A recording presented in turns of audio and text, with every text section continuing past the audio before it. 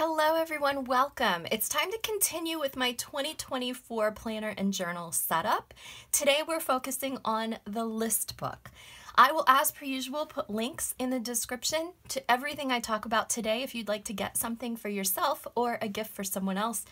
And I will also put timestamps in the first pinned comment if you'd like to jump back and forth between the sections. Okay, so my 2024 setup, as I showed in my very last video, which I'll link in the description, is a traveler's notebook, and it's a one book sort of thing, as slim as I could get it, as lightweight as I could get it. I've got my favorite pens and markers. I have a Wanderings traveler's notebook.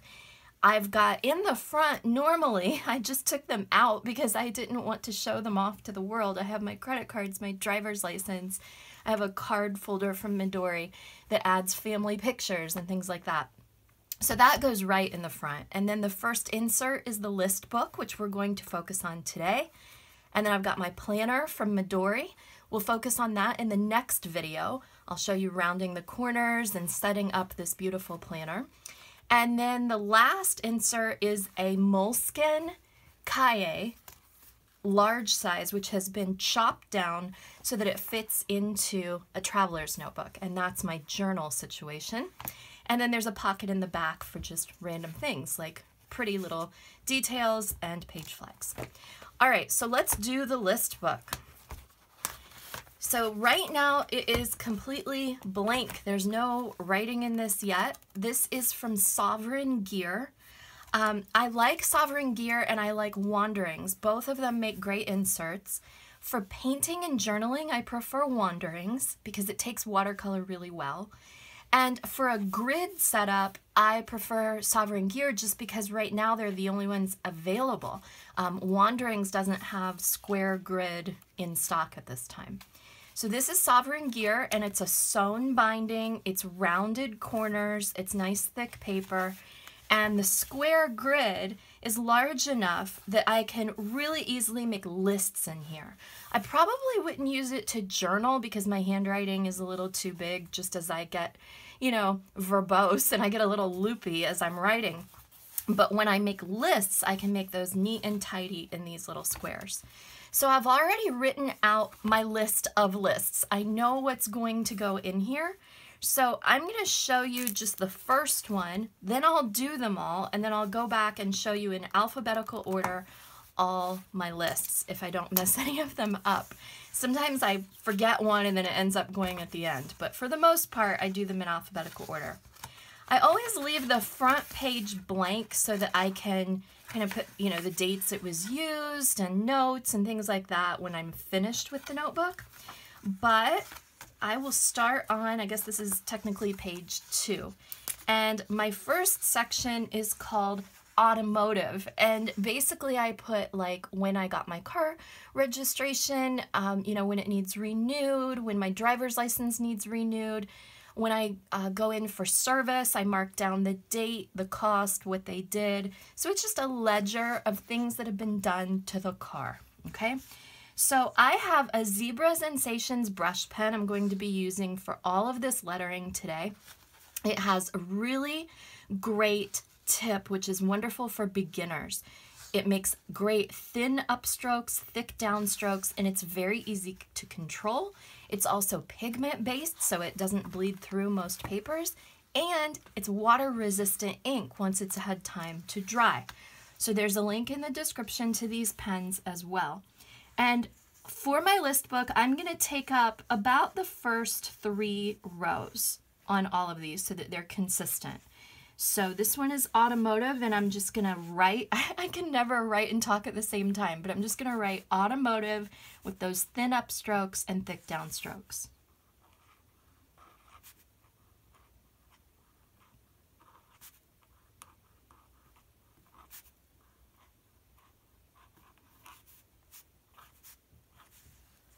Okay, simple as can be. Now, as I write in my entries as the year or years goes on, the last book I had like this, I kept for 3 years until it finally got filled up. So I'll put like the date, and then I'll put what was done, where it was done, and then the amount. Okay? So I'm going to go through and I'm going to fill out the rest of my book, and then I'll come back and walk you through what I did. Okay, voila. Through the magic of YouTube, I have finished my list book. So let me walk you through each of the spreads. So we talked about automotive, and then the next one is beauty, and that's just every time I go to the salon, I write down, again, the date, who I saw, what they did, and what the amount was. Then I have calendars of events. This is a reference list for me of universities, libraries, cultural programs in my area and online. So one side is in my area and the other side will be online. And it's just basically every quarter or so I go through and check out all those calendars and look for things to do. And then I put them in my planner. All right, then I have contacts, and that is a combination of like family, friends that I contact the most with their mailing addresses and their phone numbers. And then also the places in town that I frequent the most, and I will write, again, their phone number and maybe the hours that they're open. Then I have financial, and that is like recording, basically I did my taxes, I submitted sales taxes, that sort of thing goes in here. And then I have Happy Mail sent, and the next one will be Happy Mail received. And so every time I send a friend or a family member a special piece of mail or a package, I mark that down, you know, what the occasion was, what I sent them, and vice versa. Everything that comes in, I record and I make sure to check off that I sent them a thank you note. Then I have healthcare, and I did 2 spreads for this, and that's basically just each time that I go to the doctor, I mark down the date, who I saw, and what we talked about, and if anything was prescribed. And usually there's a check off list, you know, like if she says I need a new tetanus shot or something, I put a little checkbox next to it, and then when I've actually done it, I check it off.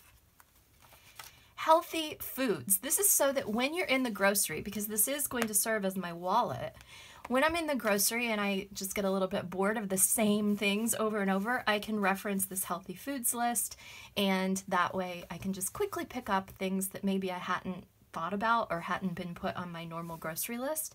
And I have some allergies, so I make sure to put things in here that are all A-okay. Then I have last time there's number 1 and number 2 spreads for this. And last time is basically last time I had a migraine, so I track that.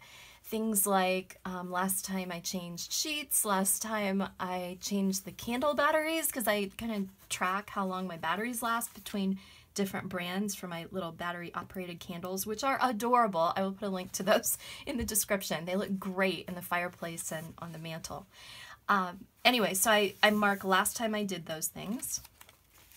Master to-do list is just what it sounds like. I have several things that are kind of like, you know how you sit down and you're a little bit bored and you have maybe 20 minutes and you don't have anything specific that has to be done that day. These are just kind of the rolling things that are productive that I can look back and say, oh, okay, I'll pick one from this list and do it in this 20 minutes I have free. Then I have movies and series, and I have section 1, 2, 3, and 4 for that. So I mark down, and if you've watched my videos before, you probably already know this, I leave a space for a grade after I've watched it, and then I put the name of the movie or series, who the main star is, just to jog my memory, and whatever channel or service it's on.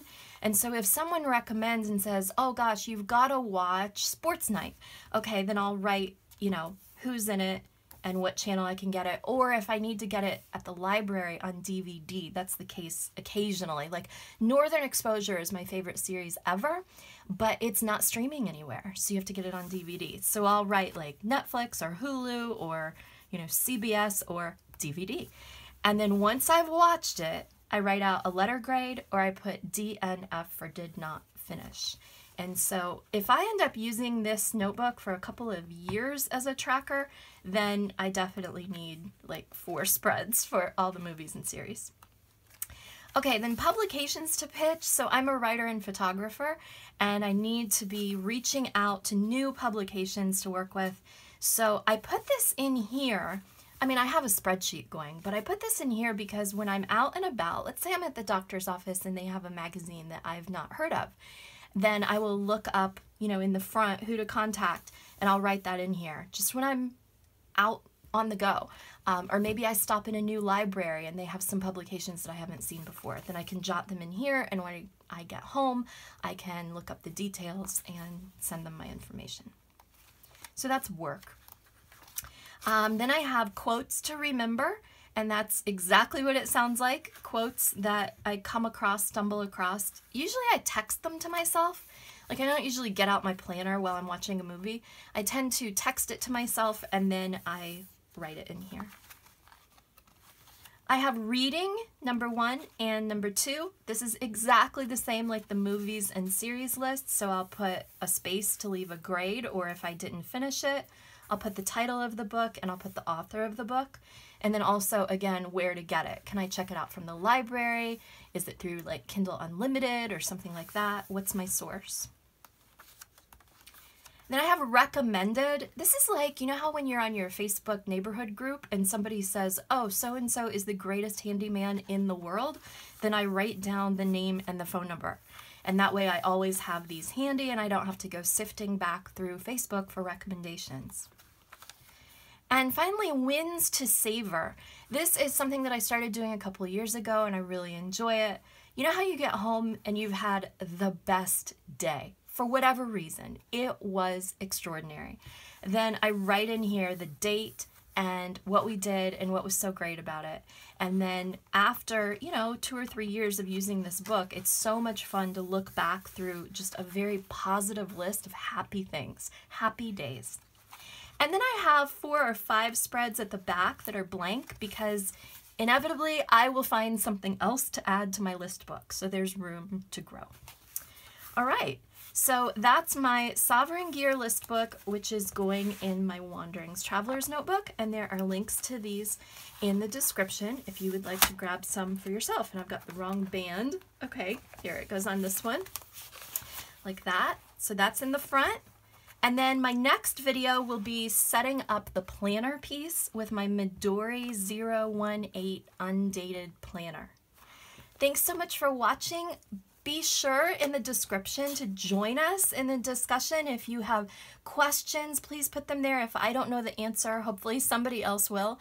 And feel free to just chit chat about what you're using for 2024. What do you put in your list book? What are some of the categories that maybe I haven't thought of and I should add to the end of mine? Thank you for being here. Enjoy your own journaling and planning journey. Bye-bye.